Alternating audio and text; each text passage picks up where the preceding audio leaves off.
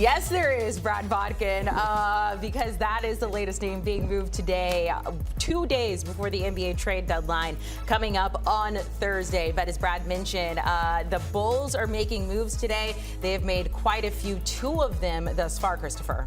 Yes, they have sent Vučević to the Celtics, and in return they get Anthony Simons. They swap second-round picks as well. That, of course, more important for the Celtics. But the Bulls also earlier in the day sent Kevin Huerter to the first-place Detroit Pistons along with Dario Saric and a protected first-round swap with the Timberwolves. Now, the Timberwolves are involved in this, even though you don't see the logo. Look at the note at the bottom there. They get nothing in this 3-team trade, but what they do is create cap space to pursue Giannis Antetokounmpo. Also, earlier in the day, the Jazz traded 3 first-round picks for Jaren Jackson Jr. and others. That's the headline there. But we're going to circle back to the trade that just happened moments ago. Chris Hassel, Amanda Guerra, Ashley Nicole Moss, and Brad Bodkin with the Celtics making a move. And what they thought, as you guys talked about, was a gap year with the Tatum injury. They go out, they get Vučević from the Chicago Bulls. What does this signal to you guys? One, the Celtics think they can still win now. And I don't know if they know something we don't know about the return of Tatum, or if they think that just because of how depleted the Eastern Conference is, that doesn't really matter. They can still come out the East, because Vučević is a free agent this summer. So you make a trade like that, it's one or two things. There was a big man on that was going to be a free agent this summer. You know that you can sign him to whatever brand new deal you want to sign him to on your terms. You don't have to absorb an existing contract, or you don't have any plans to keep him after the summer, and you think that you can come out the East as is right now or when Tatum returns. Regardless of what the case was, they were always going to have to use Simons to get a big man on their roster. Vučević is a great asset. I think he adds the size, he has versatility, gives Mazzulla a little bit more to play with. And realistically speaking, I think with Pritchard and also with Tatum, whether he returns this season or next, Simons was a little bit redundant in the lineup. It wasn't like he was a necessity. It wasn't like I believe it was even going to be that much of a fit when Jason Tatum returned. So this makes sense. They needed the size desperately. They lost a lot of it from that championship team and clearing out their roster when they thought it was going to be a gap year. The question is what do the Celtics think the rest of the season is going to look like when it comes to him? Yeah, Simons, from the time he got dealt to Boston, was thought of as possibly being a salary casualty, because Boston, from the onset of this season, was all about trimming salary to get underneath the luxury tax, to not face the repeater penalties next year when Tatum comes back. And then they played so well, and recently Simons has played so well, that they thought, well, hell, in this Eastern Conference, we actually can compete. And so at first, Simons was, I think, going to just be a salary dump. Now they go out, and to Ashley's point, they use him to fill a need. All due respect to my man Keita, but they need a starting level center in that lineup if they're going to truly be some kind of player in the Eastern Conference come playoff time. And so Vučević gives them that, having a good year. But to Ashley's point, an expiring deal. So you're not committed to him in the offseason. And right now, this saves you $6 million. Anthony Simons made 21, or 27, Vučević makes 21. That's $6 million when you start multiplying the tax penalties, is a lot of money. So the Celtics are going to do one of two things moving forward. They are going to try to save $6 million more. Ashley mentioned $12 million over the tax line in the last segment. They're now $6 million because they saved $6 million in this deal. Will they try to save another $6 million? Will they try to move a guy like Sam Hauser? Will they reroute Vučević? Will they say, hey, this is just a way to then do another deal to save $6 million more? Or will they say, we're getting Vučević for actual basketball reasons, we think we can compete with a big man? That's the decision they'll be starting to try to make, and they're probably trying to make right now. Are we in this to save tax money? Or are we in this to compete this year? They've set themselves up really to go either way with it over these next couple days. And it would be interesting because it's not like there are a lot of premier big men in the NBA that are available, and the Boston Celtics need size. It was one of the things that made them so lethal when they won. So it's going to be interesting what the rationale is regarding Vučević being a Boston Celtic. I tend to lean towards the fact that he will be on the roster next season. I hope so. Well, I don't know about next season. He's an expiring deal. They'll figure it out then. But I hope they don't reroute him this year. No, I do think well, no, that's what I'm saying. Like, I don't think they reroute him, and I think they figure out whether it's a long-term or short-term. I think when they have Tatum for a full, healthy season, I would be very surprised if he was not on a Boston Celtics jersey. Because it's not much out there in terms of size. It's the size, and it's that he can shoot. Right. It's that, you know, they lost to Horford. They lost to Porzingis. The way that they operate offensively with drive and kick, Right.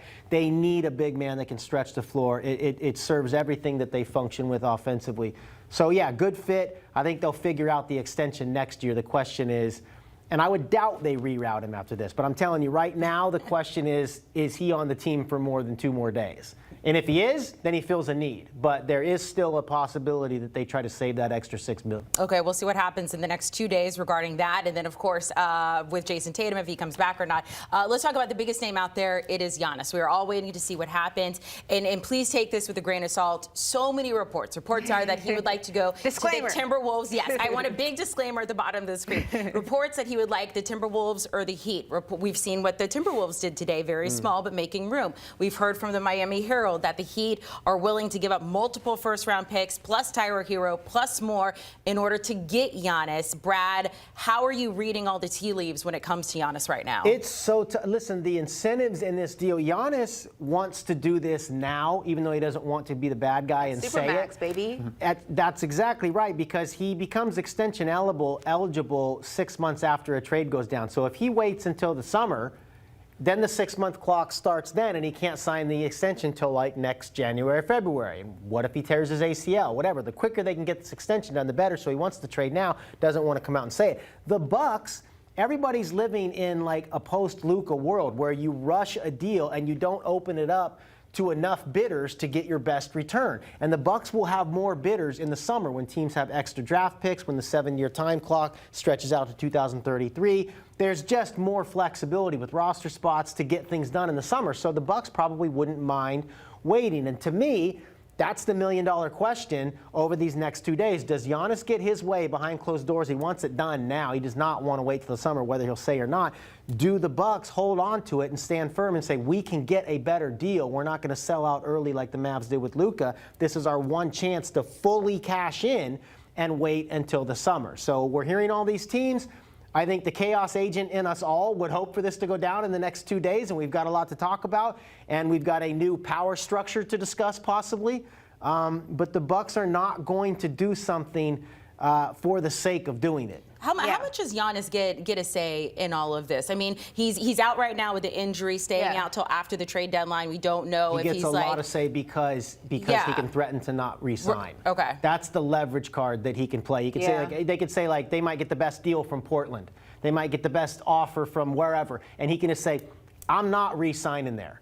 And so then Portland says, well, then I'm not going to trade. But I also think Milwaukee, unlike the Portland Dame situation, Giannis has won them a championship. And Giannis has been with this organization a lot of ebbs and flows. And this is the optimist in me thinking. But I would like to think that with as much as Milwaukee has tried to do to keep Giannis happy, you've got to think coaching changes, bringing players in, signing his brothers to roster spots. I mean, the list goes on and on, that you would think that they would try to meet somewhere in the middle. Ooh. I do. I think that's reason to not do anything. They've already given up. Like, dude, we signed Miles Turner for you. What I'm saying is if they trade Giannis somewhere and he threatens or tries to and threatens not to resign, that's a byproduct to what Milwaukee can do in terms of their rebuild post him. And I don't think that Giannis is that, like, he doesn't strike me as that type of player. He wants the Supermax. He wants to win, obviously. But I don't think that he would screw the organization who has tried to appease him in order to make that. I personally don't feel that way. He may and not. I think that Milwaukee will do everything in their power to also try to send him someplace that's not only beneficial for him, but also beneficial for them. Okay, so this is the conversation point. I do agree that Giannis is probably the kind of guy that's not going to say this one team, nothing else, and I don't care what kind of. But there is no, in this day and age, you cannot operate from a standpoint of romance and say, you've been so good to us, now we're going to be good to you on the way out. There are multiple teams that fit what Giannis is looking for, and there are multiple teams that fit what Milwaukee is looking for. That's what I'm saying. I believe they meet somewhere in the middle. They got to meet on the one that gives them the best return, not in the middle. Somebody's not going to get everything. Milwaukee. Giannis is going to make sure he gets the if it was like a 50-50 situation, but we can only go like 40 and I don't know, my math's not great, but whatever. Like, I'm going to make sure I come out on the winning end of that. But then I just think Milwaukee just doesn't do it. Unless they get 100% of what they want. I mean, look, Milwaukee's paying Damian Lillard $113 million over the next 5 years to play for somebody else. They did that for Giannis. They did that so that they could pay Miles Turner $107 million over the next 4 years when nobody else would have signed. They did that for Giannis. They have done all of this for Giannis. They traded for Drew Holiday and gave up all of their assets. But that's also because Milwaukee didn't do a good job at building a team around Giannis, so they also had to rectify their own mistakes. No, they that built wasn't a winner. Situation. They built a championship. They traded for Drew Holiday. Year.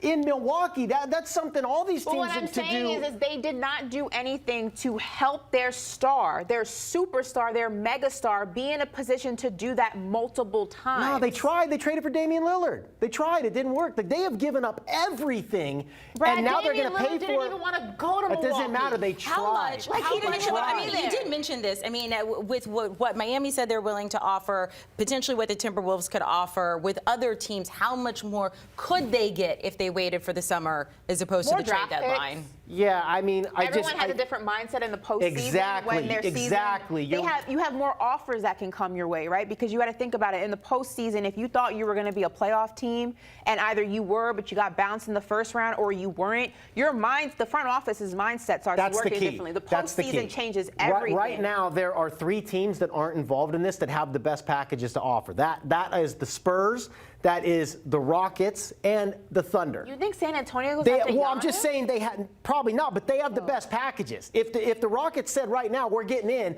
nobody else can play with them. They've got the young players, they got all the assets. The Spurs have the same thing, but they're not in it right now. To Ashley's point, if they go in and they flame out in the first round, they might be thinking differently in the offseason, and they have massive packages. So right now they're sifting through the Timberwolves, who might have to trade Jaden McDaniels to then subsequently reroute 2 picks. You know, they're kind of taking their pick from not the best.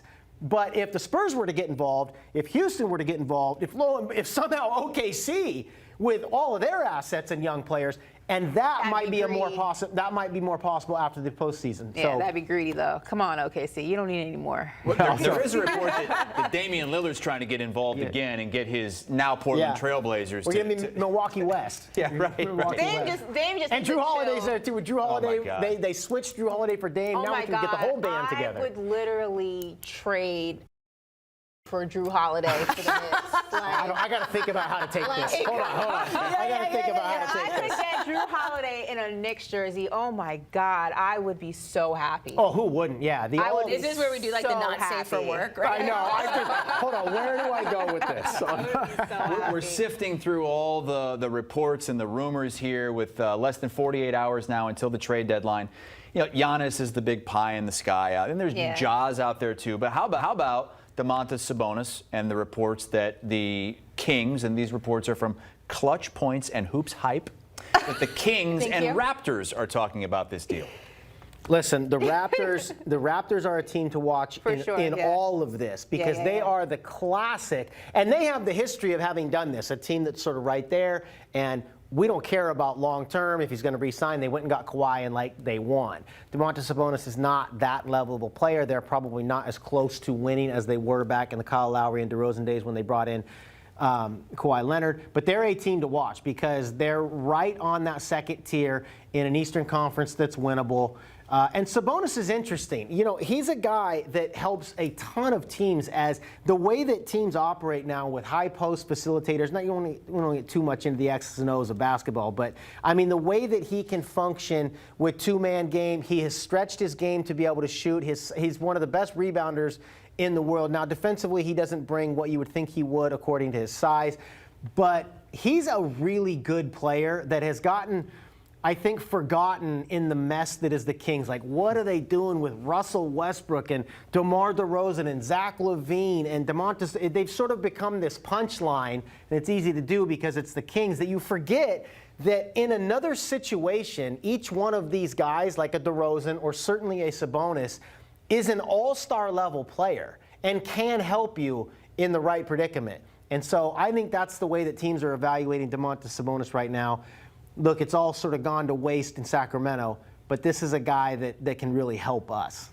Yeah, and I think the Raptors are, I'm actually very surprised by what the Raptors have done so far this season. I thought that they were going to be just a non-factor, I know. truly. There's a lot of teams doing that. We all thought Phoenix was a dud. Yeah, we thought the Celtics but were. I'm very surprised by I Toronto. agree. I just thought Scotty Barnes is such a wild card. Brandon Ingram had the injury, and then, how was he going to look like when he came back? They have surprised me. So if they're a team, again, in the Eastern Conference that is so wide open, you have your top 2 teams, you got to put Boston in that conversation. Let's say top 3 teams. And the rest of the conference is wide open because of the injuries and just the discrepancy in talent. If you're the Raptors, you think, hey, we're a player in this game. We just need another piece to help us get there. Yes. They might be in the mix for Dude, I would be Sabonis. thinking I had a shot if I was like the Hawks. All right, relax. I'm just saying, the Eastern Conference, you get a player. It's not that bad. It's not that bad. You get a player. Sitting at 24 and 27 right now. It's not that bad, Brad. Don't try Just it. get in. Just get in. They're in the 10th spot right now. East is. Don't do that. We got to have a conference talk. The East is. I feel like after these days, Brad just needs like a cold shower. I know. And he's got to relax from it. We got a couple more days to go because the trade deadline is coming up Thursday at 3 p.m. Eastern time. We've seen some faces change places, but so far these 3, AD, Ja, and Giannis, still with their current teams. Super Bowl week, everybody. Not only do we have the big game coming up on Sunday, but we were also less than 48 hours away from the NBA trade deadline. Vlade Valvano with you for the next hour, covering all of that, plus college hoops, NHL, and more. Let's start in the association because it has been a busy day, folks. Let's take a look at some of the trades ahead of the deadline. Today, it all went down. Jaren Jackson Jr., he is with the Jazz now. Jaden Ivey lands in Chicago with a 3-team deal. And how about Boston making some moves, trading for Nikola Vučević in a 2nd-round pick? We'll break that down at some point, but you might notice there's some big names missing from that list. Yeah, that guy right there. Giannis, Harden, Ja, AD. We're going to break it all down and what we like to call a little matchmaking with our friend Sam Quinn, a man who's been very busy, I know, today. Sam, I'm going to make more work for you, though. You're going to play Cupid for us. And we're going to start with Giannis, who, despite saying just a month ago he would never ask for a trade from Milwaukee, he's now the biggest name in the trade rumors. What team do you see as the best fit? Yeah, I've been calling it a trade suggestion, not a trade demand. He won't actually ask, but if you wanted to do it, for now, I'm going with the Miami Heat. The Minnesota Timberwolves are starting to scare me a little bit on that prediction. But as far as a 2-team trade goes, a trade where the team doesn't need to go out and find help like Minnesota does, I think Miami has the most balanced package. You're talking about 2 first-round picks, potentially 3 first-round swaps. Tyler Hero, Wisconsin native. Kel'el Ware, promising, younger big man, very skilled, very athletic, somebody who the Bucks could look at and say, maybe in a few years he has a chance to compete for an all-star berth. It's going to be tough. You're going to have to give up a lot of depth. Andrew Wiggins might be in that trade. You might have to go out and get more picks somewhere else that way. But you pair Bam Adebayo and Giannis Antetokounmpo, you're talking about maybe the best defensive front court in the NBA. You'd have Davion Mitchell for your defensive backcourt. First-time All-Star Norm Powell giving you that perimeter scoring punch. Miami always good at finding depth. If you want a complete team, a team that's not going to have to totally gut itself to get Giannis, I think Miami is probably your best bet. Giannis from Milwaukee to Miami. Very different culture change, very different vibe change for him. And of course, whoever gets Giannis averaging 28 and 10 right now is certainly going to win big there. Another major name in the headlines is Ja Morant, Sam. He's been with Memphis, as we know, since they drafted him number 2 overall in 2019. One team that's been very vocal about wanting him is the Kings, but Ja has made it clear he doesn't think Sacramento is a good fit. So what team in your mind is a good fit for him? Yeah, hear me out. I know we just talked about the Miami Heat. I don't think they're going to trade for Giannis Antetokounmpo and Ja Morant, but if somebody else gets Giannis Antetokounmpo, then I think the Heat could turn around and say, you know what, we need the upside play. Obviously our offense has kind of declined as the season's progressed. We feel good about our culture. We think we can bring Ja in, get his head on straight, maybe keep him healthier here than he's been in Memphis, and get the most out of him, maybe get him back to that All-NBA level. You could probably do a pretty straightforward trade involving Tyler Hero, maybe do something with Terry Rozier's money. I think this is a pretty straightforward trade because Ja Morant right now just doesn't have the trade value to command, several first-round picks in a trade. You're probably looking at matching salary. if I'm Miami, I look at my team right now and I say there is not enough upside here. There's not enough raw talent here to make a deep run in the playoffs. Do I know that John Morant is going to be good enough to win you the East? No, there's obviously a lot of risk attached to him. But if you're the Heat, you say to yourselves, we have such a good track record of getting the most out of our players. If we can get John Morant in here, maybe we are the team that brings back the guy that was making All-NBA teams in the past, making All-Star teams in the past, get him back up to full strength, and now we have that superstar that we need.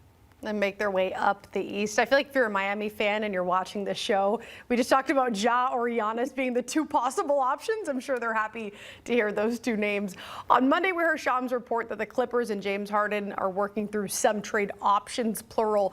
The Cavs have been the one team with the most interest we've heard about. They are the only team, though, in the NBA over the second apron, so they're likely going to need to send a big piece of their own for this trade. It sounds like a possible swap for point guard Darius Garland. How do you like Harden in Cleveland? Yeah, I think at the very least, James Harden does make the Cavaliers better this year. When you're talking about trading for a player who's a decade older than the guy you're giving away, that does present some long-term questions, at least in the short term. Darius Garland's durability had become a major problem, right? He hadn't played 70 games in a season until last year. And then last year in the playoffs, he hurts his toe, and he's not the same guy. That toe injury's been a problem for him all season. He hasn't played since January 14th. James Harden, for all of his foibles, tends to be healthy. You put him on the Cavs. That's the secondary scorer, secondary playmaker that you need next to Donovan Mitchell. He can't carry the offense by himself. James Harden is a big man's best friend. It's not been a great offensive showing for Evan Mobley this year, has not been a great offensive showing for Jared Allen.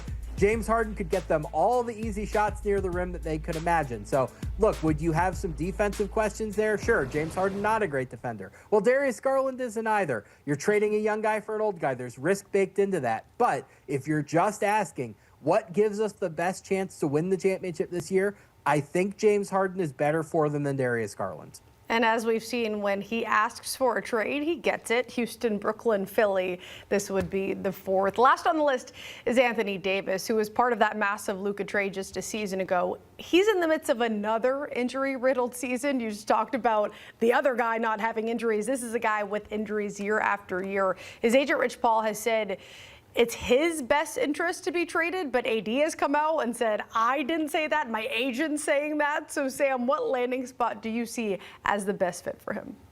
Well, the best fit for Anthony Davis is the team that's going to extend him. I don't know if there's a team out there that's willing to do that. I will point out, though, the Toronto Raptors made the, let's say, somewhat irrational, somewhat regrettable decision last offseason to give Jakob Poeltl a long-term extension when he had 2 years left on his deal. How many years did Anthony Davis have left on his contract? 2 years. Now, nobody wanted to take Jakob Poeltl. That was a big hurdle for the Raptors as they tried to trade for an all-star at this year's deadline. The Memphis Grizzlies, having just traded Jaren Jackson Jr., open up this big $28 million trade exception. Now we have a team that might be willing to take on that contract, and if we can get Jakob Poeltl's contract out of the way, now there's a pretty straightforward trade you can make with Dallas. Maybe you send out an RJ Barrett as well, give some draft capital, some to the Mavericks, but some to the Grizzlies for taking on that contract, and you get the big-name big man that they've been looking for in the building. Obviously, a great defender would fit in great on that side of the court. They've tried to trade for Domantas Sabonis. The Poeltl contract has been an obstacle there. Sabonis better on offense, Davis better on defense. The Raptors have tended as an organization to prioritize defense. So if there is a path to getting off of that Poeltl contract and getting Davis in the door, I do think that could make some sense for the Raptors moving forward. How many hours do you sleep in the next 48 hours, Sam? We measure that in minutes, not hours. Screen time? It's going to be a busy next few hours for you, Sam. We appreciate you for being our matchmaker. We're going to get to some NBA games after the break. You see the Nuggets Pistons there. Knicks big favorites against the Wizards. Great slate in the NBA tonight. We'll talk about it on the other side. Celtics